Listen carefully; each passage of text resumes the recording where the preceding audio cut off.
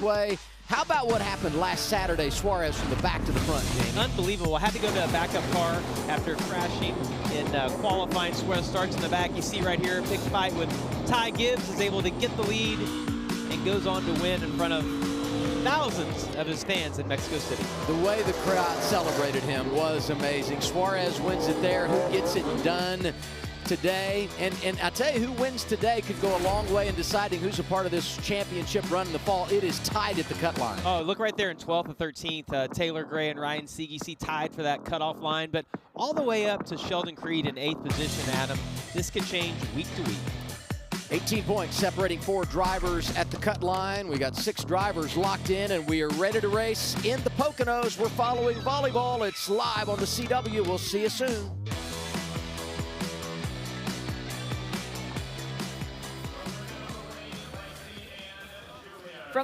From the raceway right to the white sands. A look at the Brooklyn Blaze, currently 4-0 on the women's side. They've beaten the defending champs from last year in the San Diego Smash, an Olympic silver medalist team, another team with an Olympian, and the team that's currently on the sand. What do you like about the Brooklyn Blaze? Well, I started asking myself, how are they undefeated? And the answer is they're winning the small margin. 6 deuce sets in 11 sets that have been played. They've won all of them.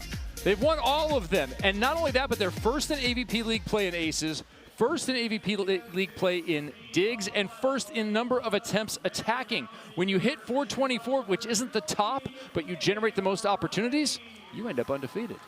Kevin, I love it. We've worked together for so long. Our brains work in the same pathway. Just a 3-point differential in each of their sets played. That is the average.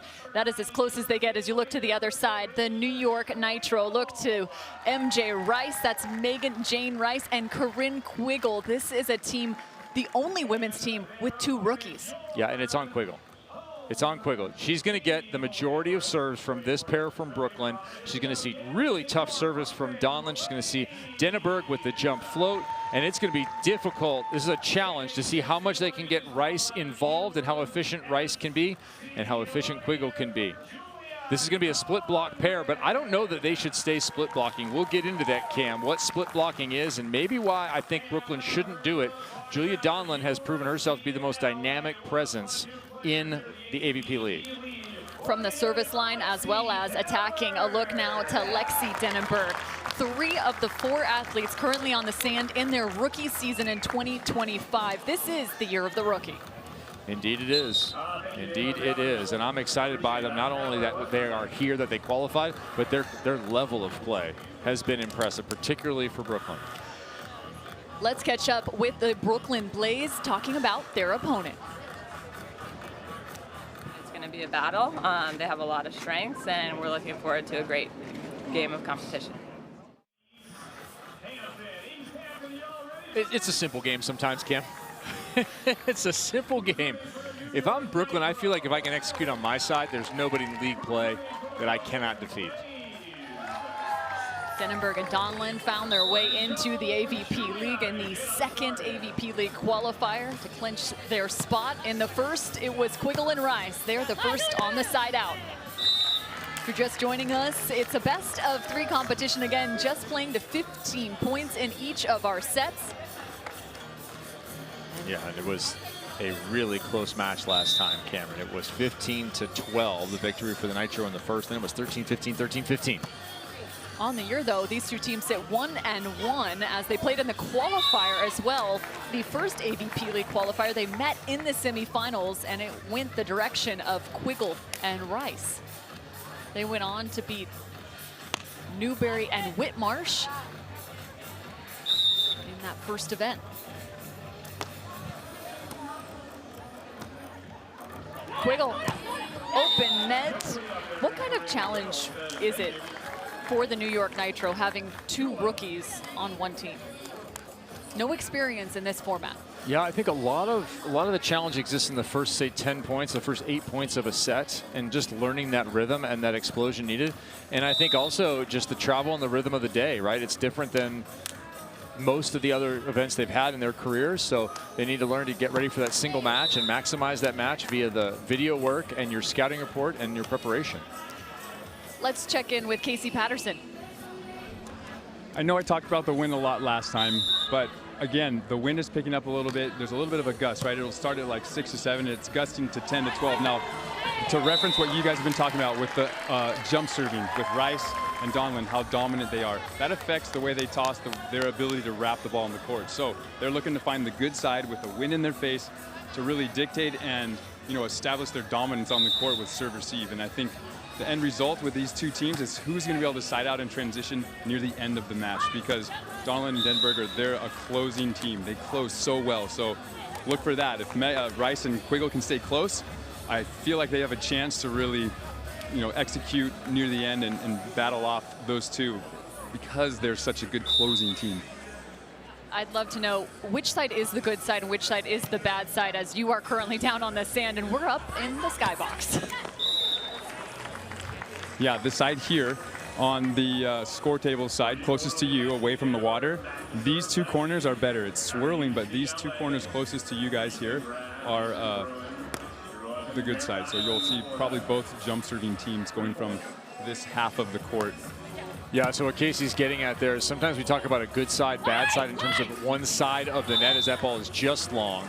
In other words, it would be blowing in the face of one of the teams and behind one of the teams. Here, we have more of a crosswind at the moment inside of our location here at EHP Resort and Marina, where it's coming across the court. So everything in the foreground, left hand closest, right hand closest is going to be the good spot. You can cut into those areas.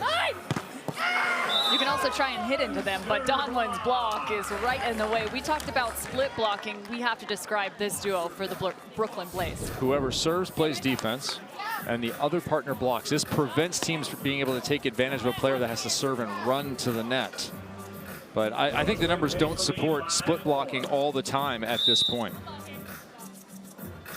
So far, 4-0 seems like some pretty good numbers. Well, yeah, but we talked about those margins. Love that jump set. And that is a skill that she loves to showcase. She didn't used to hand set. I think a lot of players in college haven't had the training that they need and haven't had the courage that they need in order to hand set. It's certainly the better way to do things, and a skill that for a lot of them has developed post-college careers. Rice said she doesn't want to be too reckless with it, and she struggled a little bit from the service line, but it is a weapon when it's on. Yeah, she's got to dial it in, though, and you got to either dial it in or dial it back. Your choice. That's what we saw Donlin and the Blaze do last week. They eventually, after 10 service errors in a set, dialed it back. Now, I think Brooklyn is a little bit lost in transition, please. 10 digs for Denneberg, 4 for Donlin. I'd like to see them maybe, split a little bit less, because I think Donlin's so good at the net, and Denneberg has shown her chops in the back row. Problem is Donlin's also been fierce from the service line, so you wonder what would they potentially lose if she had to serve and run to the net. Would she have that same impact? Absolutely a question. Absolutely. And you're going to have to feel that out throughout a match, right? If you're not hitting big jump serves, if you're just floating, then go to the net.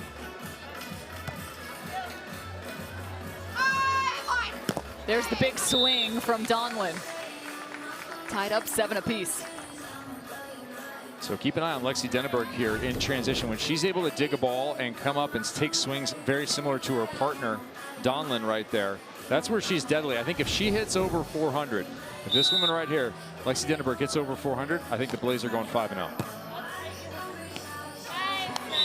Saves that off the platform. That's Megan Rice. We got a chance to catch up with her about the Brooklyn Blaze. They are a super physical team. They're a great serving team. We are hoping to exploit them as a double blocking team, or new to playing in split blocking. And yeah, we're honestly just hoping to have a really good battle with them. They're a great team. We played them last week, and we're excited for our rematch. The word, exploit the split block. How do you do that? Move them around. I think you have to move them around. I think you have to set across the net. I think of the San Diego Smash and their offense to the pin, that kind of thing. You have to make that blocker move. If they're already going to be standing there, you have to create another vector. Since they're not running up to the net, make them move across it. And to your point once more, Donlin playing defense for the first time in this split blocking duo. currently sits in the back now as an option play comes from MJ Rice. She decides to go on two, not utilize the set, but just take a swing.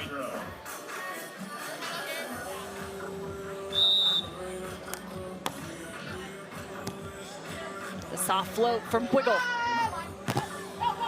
And a big block for Megan Rice. Her partner says her block's bigger than what you might imagine. Stands at 6 foot tall as opposed to some of those 6'4" blockers, but one of the best jumpers. Well, who else is a devastating blocker in AVP League play and is not even 6 feet tall? 5'10"? Yeah. Miss Brandy Wilkerson. Brandy Wilkerson. Yeah, same mold in terms of physicality for MJ Rice. Just not as much experience yet. She'll get there.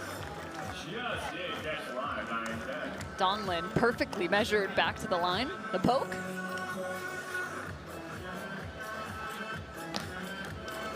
Lexi Denneberg, Merritt Island native from Florida. Playing in yet another state filled with some sunshine this weekend. Big dig sent back over the net. Jump set from Quiggle, and she wasn't even sure what she was doing with that one. The lefty.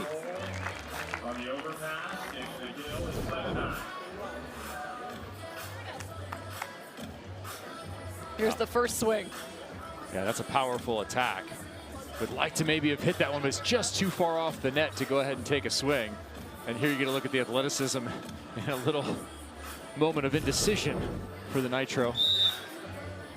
She had more hang time on that jump set than I've seen on most attackers swing. Denneberg.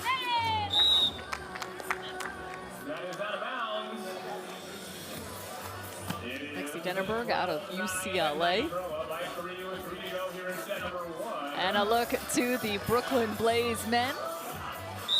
Brooklyn will be taking on New York later this afternoon in the men's matchup. Those guys need to step it up for their women's side in the cup chase.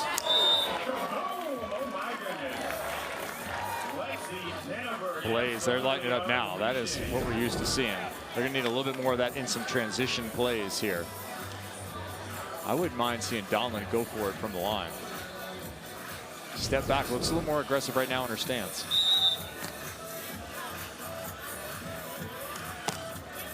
That is exactly it. Goes for it, finds the ace. Coach Kevin approves. Yeah, I love it. Do we have when to get she you a stretched whistle? out for that one too, that was really nice technically. Watch how she stretches out here with her shoulder and gets that thing worked back around the outside. That was not an easy swing.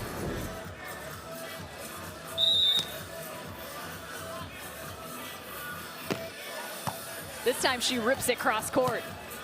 Quiggle from 7 feet off. Well measured. And well done throughout this whole first set by Corinne Quiggle. I said that so much of it rests with her and her ability to side out. She's shown it during this set.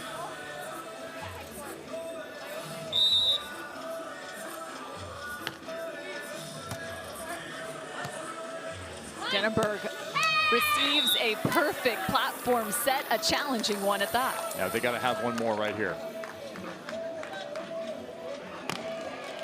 I might try MJ short or Quiggle to her right short. I like a short serve right now. Instead, it's right on the platform of Quiggle, and you have to deal with that. I don't like that one at all. Blow the whistle, Coach Kevin. We'll have some drills later today, post-match.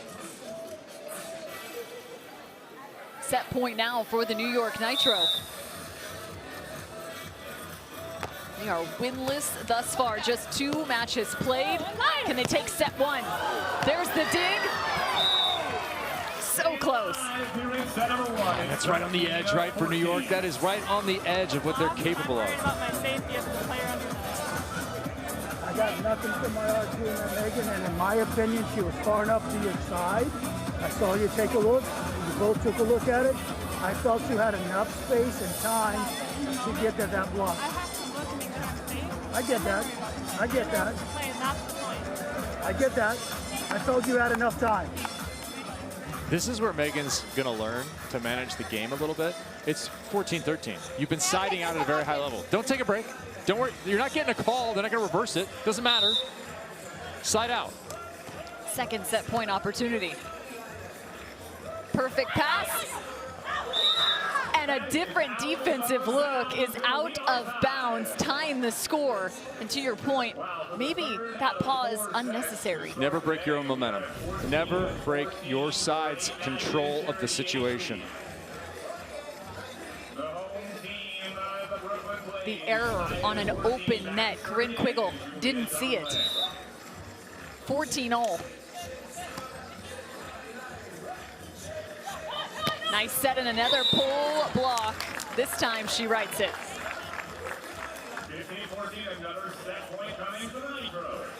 This time, Corinne Quiggle at the service. No aces yet in this set for the Nitro.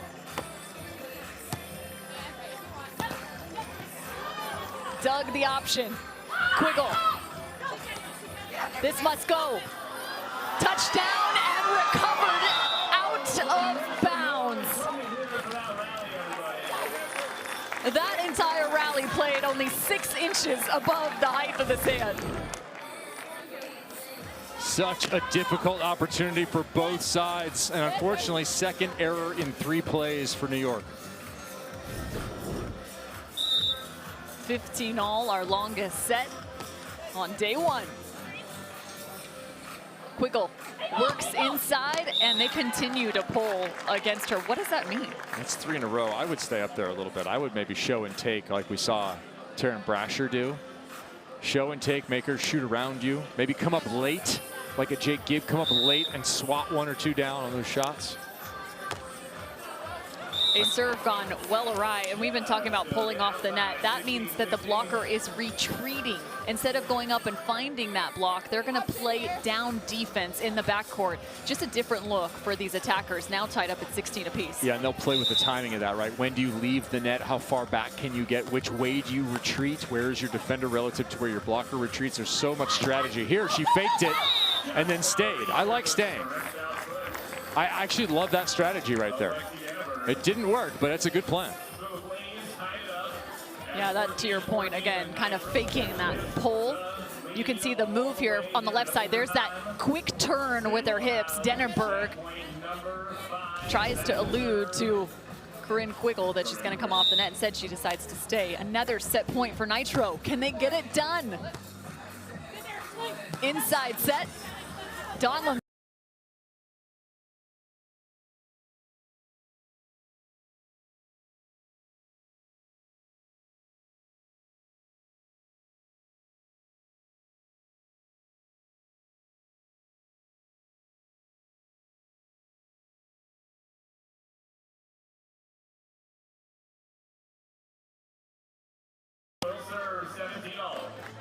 Two of the most physical athletes you'll see in the game, and you can also include Lexi Denneberg in that mix. Wants to be a strength coach in the future. There's the ace!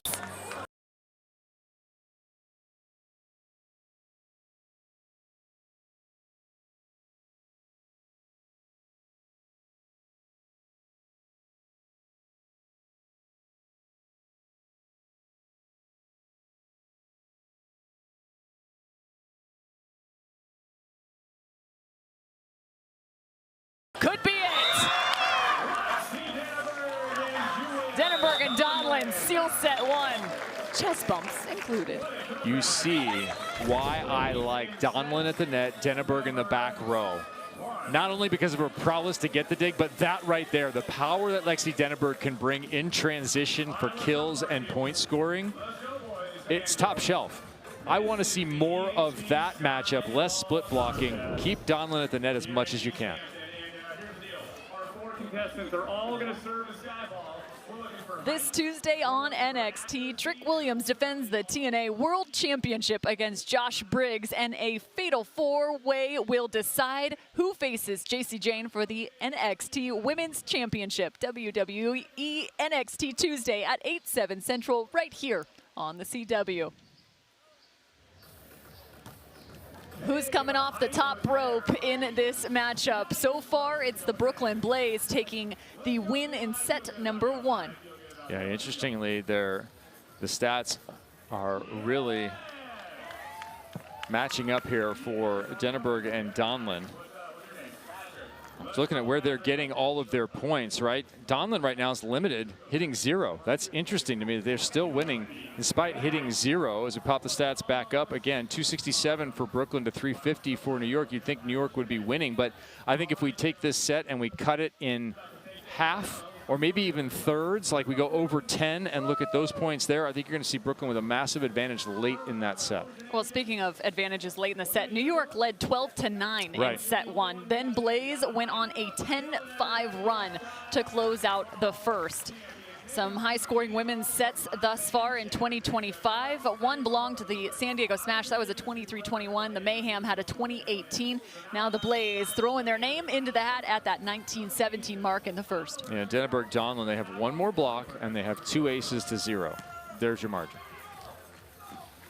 Again, just a 3-point differential. We go back to the top of our show in the setup here. That one just a 2-point margin. Yeah, another that's how 2-set win. Yeah, that's how it's been between these two. And I go back to Megan Rice complaining to the referee at 14-13, where they had been siding out at a high level. And she goes over and spends a minute over there. And what happened out of that play?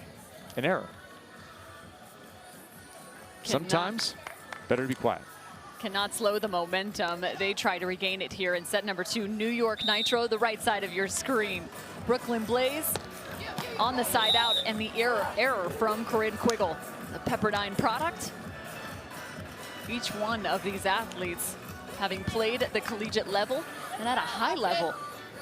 Amazing institutions represented from Hawaii, LMU, UCLA, Pepperdine, and USC. There's the touch.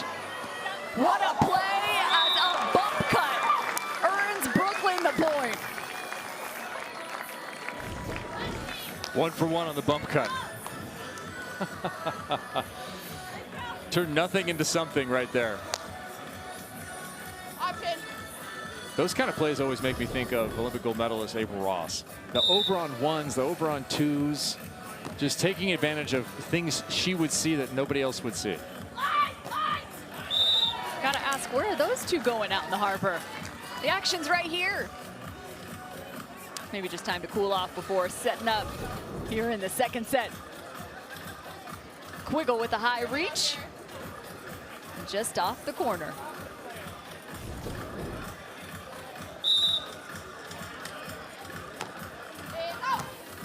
Megan Rice has said she's been working on her all-around game. She will be tested pulling off the net. And there's one of those different looks.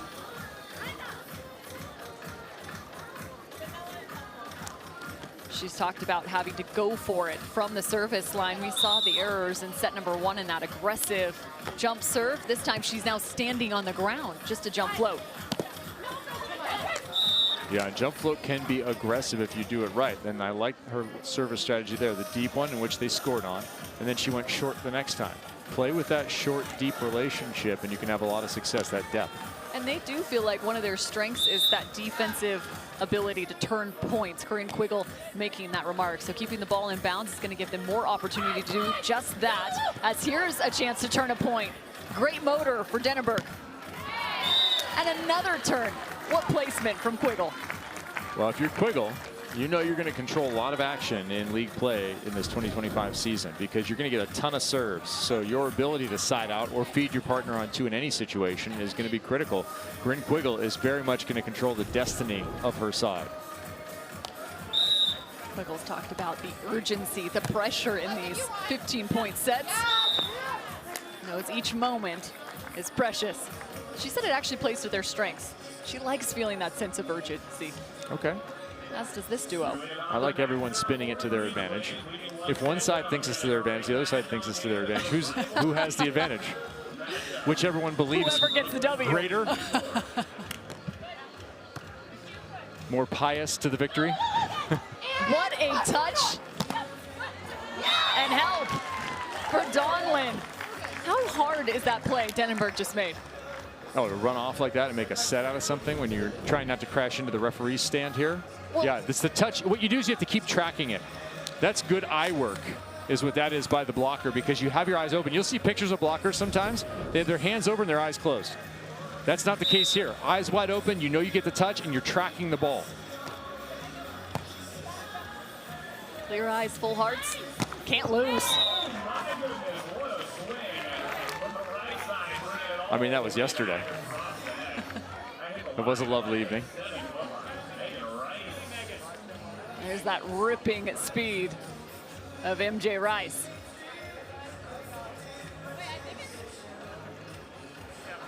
Quiggle and Rice sit 0-2. After week 3, we saw them in Miami just a few short days ago.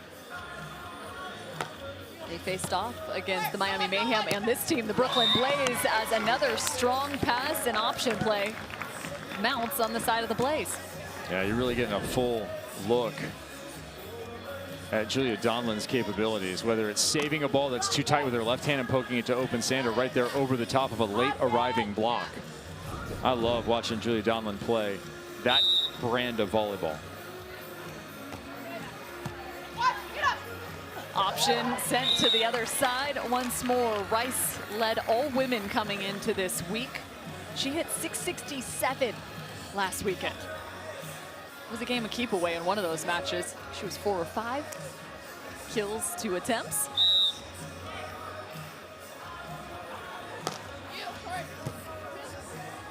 You hear the communication from Donlan. If the set's going to be that good from Denneberg, opponents are in trouble. That thing is about 2.5 feet off. Perfect height, excellent pacing. Julia Donlan's going to have a lot of success off those kinds of sets from her partner. Donlan came into this match hitting 479. Again, impressive considering the competition. One of the best defensive teams in the world in the Palm Beach Passion, Melissa and Brandy. Denneberg's numbers just slightly below Donlan's at 381. She looks to improve here. Perfect for Quiggle. And this is what we saw from the New York Nitro in that last matchup against the Brooklyn Blaze. Corinne Quiggle just has a knack for reading the defense and those hard-driven swings. Well, she had to control the ball, but then she also gave a little bit of a look. She tracked inside and then went cut back outside, knowing the set was going to go back out there, playing a little game with the approach angle of Quiggle in transition, trying to keep the block off balance.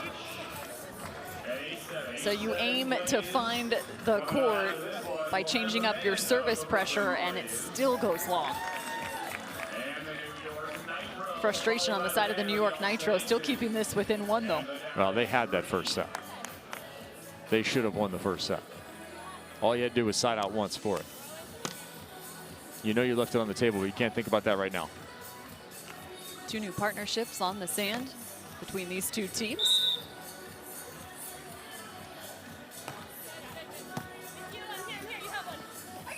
Another quick touch and turn. That pass sent up by Corinne Quiggle. Let's check in. Casey, what's going on? Yeah, just got some insight listening to the New York Nitro's timeout. We had Taylor Crabb in there kind of giving the girls some insight. He made a good point with, in transition on defense, to move around a little bit more. Donlan and Denneberg, they love having like an up and down traditional type look on defense so they can just go hammer. So New York's going to try to experiment with a little bit more movement, creating some more hesitation, and hopefully getting a couple more opportunities in transition to close, and finish out like similar to that first set where a couple plays here and there made the difference. That's exactly what we saw off that hard-driven dig by Quiggle, where she came to the middle and then went to the outside first. See if you can watch for New York throw things in. Little different wrinkles here and there, tied up at 9 apiece. MJ from the opposite side of the net. Numbers awfully close in terms of their efficiencies. 400, 448. The patience on the approach. As quick as the dig was, she was back on her feet quicker. Now you can see the flashes of brilliance right from the Nitro. The New York Nitro being coached by none other than Betsy Flitt. They actually feel like that's one of their biggest advantages, having the strategist kind of behind the curtain and behind the scenes. Well, and that should help for this matchup, right? Because who is Betsy Flitt's former partner? League play last year, Manhattan Beach Open, multiple finals, a title. It's Julia Donlan. If anyone knows the tendencies, it's your partner. Absolutely. All right, another gut check moment for New York here.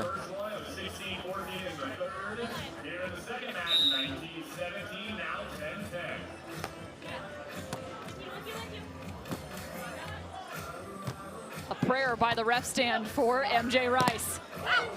She fights to get back up in a block.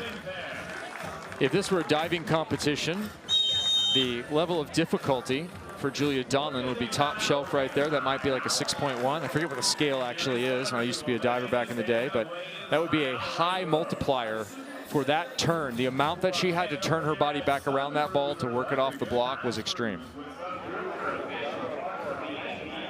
We heard from Casey that Taylor Crabb, one of the members of this New York Nitro team, coaching this team up. Let's listen.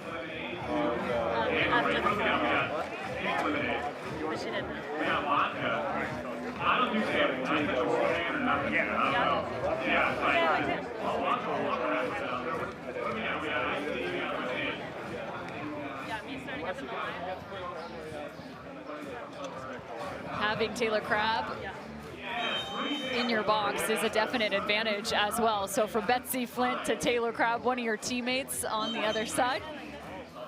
And of course, Taylor Crabb coaching now at St. Mary's. He's very much involved in those moments right there between sets during timeouts, trying to find an area of leverage for his side, be it a St. Mary's Gale or a New York Nitro player. Another emphasis for the New York Nitro, especially on that strategist mind of Betsy Flint, just really emphasizing exploring weird challenges in practice. And right now they've been tasked with finding some different looks, so this could play to their favor. I think that's been a focus of a lot of coaches right now. I've heard that from several players about being uncomfortable in practice, playing plays that might only happen once every other match or once every 30 points or whatever it may be, right? They're all trying to find those little tiny margins. Yeah, creating drills that really only allow you to score in certain ways, they've mentioned, and also just really experimenting with some different serve depth, float spin, tosses. I mean, every phase of their game is all about experimentation and trying to find that next evolution. Part of that's the league. Every match out, you can't cruise through a match and work on anything. You better work on it in practice, because the quality of opponent is not going to allow you to come out here and experiment at the beginning of a 15-point set against, say, an Olympian or an Olympic hopeful. You're not playing some qualifier out of high school. Playing an undefeated Brooklyn team right now. That is a long set sent. This has to go. There was a touch. Sideline sent wide. Double block creates a problem. Is it a prayer or a double axe handle? Does that all just depend on the position of the hands when you make that play? Watch Quiggle at the end of this rally get there, where she makes that overhead play. This was a nice read and a perfect swing. Right there. Almost opened at the very end, right? Open the hands for the control. Those are those off plays we were just talking about. How can you control the ball in different ways besides the traditional pass, set, and spike? Set to combine 30 total attacks, just one error. Both of these teams trying to improve that efficiency, playing at their peak when they need it most. Denenberg Donlin just 2 points away from finding their 5th straight win in 2025. Jump set, tight, shoved down, and was there a net violation? Not called. Violation with the forearm. She hit the net so hard with her wrist. They thought the forearm Can you ask her? hit the top of the tape. It was not seen or called. I mean, she pulled down the net with her. I didn't feel it, see it. My eyes was gone to it. But that's why I've got him over there. I don't know what you're talking about. Everything. Bryn Quiggle making the argument, a net violation on Donlin. Here's a look at that last play, the jump set. This is tight. What do you see? I didn't see anything live. I don't see anything there. Match point, Brooklyn. Another tight ball and the exact same play. Back to back, Denenberg and Donlin now sit at 5-0. A rookie and a vet alongside one another, making a mark in 2025. Mistakes are costly. I think we've seen that in both of our matches here today, that you cannot make mistakes.